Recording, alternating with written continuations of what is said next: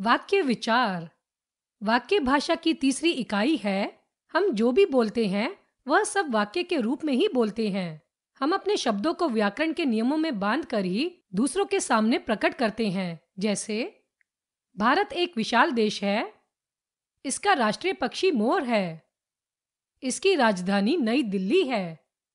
उपरोक्त शब्द समूह सार्थक अर्थ प्रकट कर रहे हैं, अतः ये वाक्य हैं। दो या दो से अधिक शब्दों का वह व्यवस्थित समूह जिसका अर्थ पूर्णतः स्पष्ट हो वाक्य कहलाता है। वाक्य के अंग।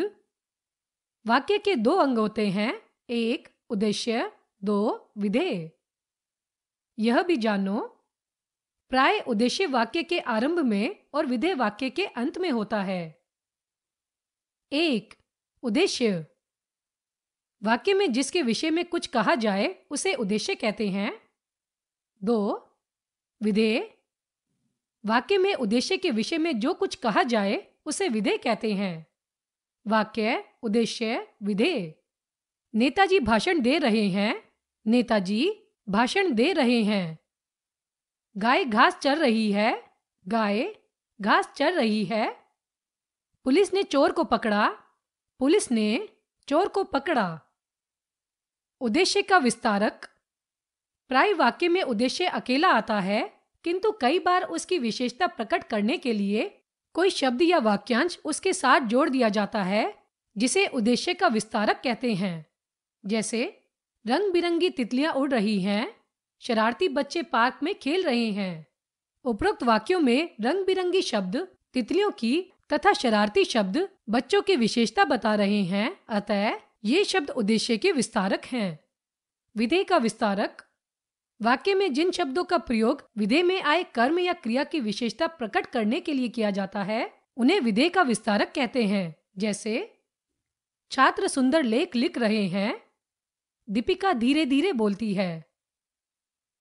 उपरोक्त वाक्यों में सुंदर शब्द लेख की तथा धीरे धीरे शब्द बोलती है की विशेषता बता रहे हैं, अतः ये शब्द विधेय के विस्तारक हैं। वाक्य के भेद। वाक्य के भेद दो आधारों पर किए जाते हैं। एक अर्थ के आधार पर, दो रचना के आधार पर। एक अर्थ के आधार पर। अर्थ के आधार पर वाक्य 8 प्रकार के होते हैं। क विधानवाचक वाक्य, ख निषेधवाचक वाक्य, ग प्रश्नवाचक वाक्य, घ इच्छावाचक वाक्य, अण संकेतवाचक वाक्य, च संदेहवाचक वाक्य, छ आज्ञावाचक वाक्य, ज विस्मयादिबोधक वाक्य। क विधानवाचक वाक्य। जिन वाक्यों में कार्य का करना या होना सामान्य रूप से प्रकट होता है उन्हें विधानवाचक वाक्य कहते हैं। जैसे किसान फसल काट रहा है। पिताजी अखबार पढ़ रहे हैं। ख निषेधवाचक वाक्य। जिन वाक्यों में कार्य का न होना या करना पाया जाए उन्हें निषेधवाचक वाक्य कहते हैं। जैसे बच्चे शोर नहीं कर रहे हैं। गुरुजी पढ़ा नहीं रहे हैं। ग प्रश्नवाचक वाक्य। जिन वाक्यों में प्रश्न पूछा जाता है उन्हें प्रश्नवाचक वाक्य कहते हैं। जैसे तुम कहाँ रहते हो? वे क्या कर रहे हैं? यह भी जानो, प्रश्नवाचक वाक्यों के अंत में प्रश्नवाचक चिन्ह आता है। घ इच्छावाचक वाक्य। जिन वाक्यों में कर्ता की इच्छा, आशीर्वाद, शुभकामना आदि का बोध हो उन्हें इच्छावाचक वाक्य कहते हैं। जैसे भगवान तुम्हारा भला करे, आपकी यात्रा मंगलमय हो। अण संकेतवाचक वाक्य।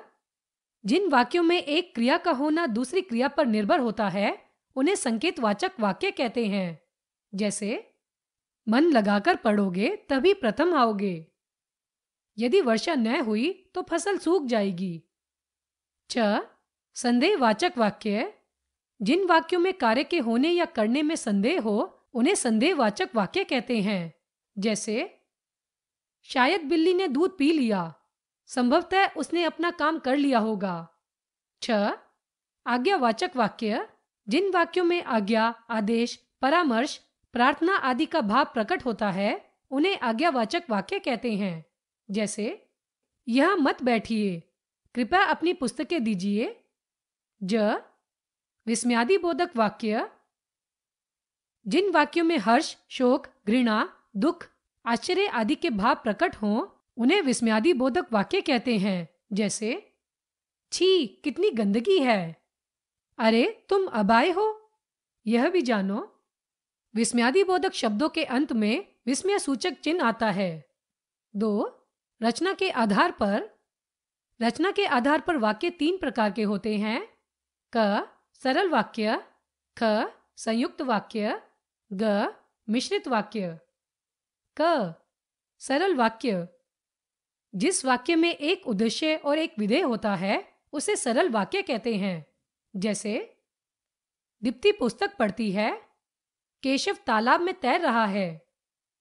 ख संयुक्त वाक्य। जब 2 या 2 से अधिक सरल वाक्य किसी संयोजक शब्द से जुड़कर एक वाक्य बनाते हैं उसे संयुक्त वाक्य कहते हैं। जैसे, वह चला तो था परंतु रास्ते से लौट आया। मृदुल स्कूल जाता है और मन लगाकर पढ़ता है। ग मिश्रित वाक्य। जिस वाक्य में एक मुख्य उपवाक्य होता है और दूसरा अन्य उपवाक्य आश्रित होता है उसे मिश्रित वाक्य कहते हैं। जैसे, अध्यापक ने कहा कि कल गृह कार्य करके लाना। जो मजदूर लापरवाह था वह छत से गिर गया। हमने सीखा, 2 या 2 से अधिक शब्दों का वह व्यवस्थित समूह जिसका अर्थ पूर्णतः स्पष्ट हो वाक्य कहलाता है। वाक्य के 2 अंग होते हैं, उद्देश्य तथा विधेय। प्राय उद्देश्य वाक्य के आरंभ में और विधेय वाक्य के अंत में होता है। वाक्य के भेद 2 आधारों पर किए जाते हैं, अर्थ के आधार पर तथा रचना के आधार पर। अर्थ के आधार पर वाक्य 8 प्रकार के होते हैं। विधानवाचक वाक्य, निषेधवाचक वाक्य, प्रश्नवाचक वाक्य, इच्छावाचक वाक्य, संकेतवाचक वाक्य, संदेहवाचक वाक्य, आज्ञावाचक वाक्य तथा विस्मयादिबोधक वाक्य। रचना के आधार पर वाक्य 3 प्रकार के होते हैं, सरल वाक्य, संयुक्त वाक्य तथा मिश्रित वाक्य।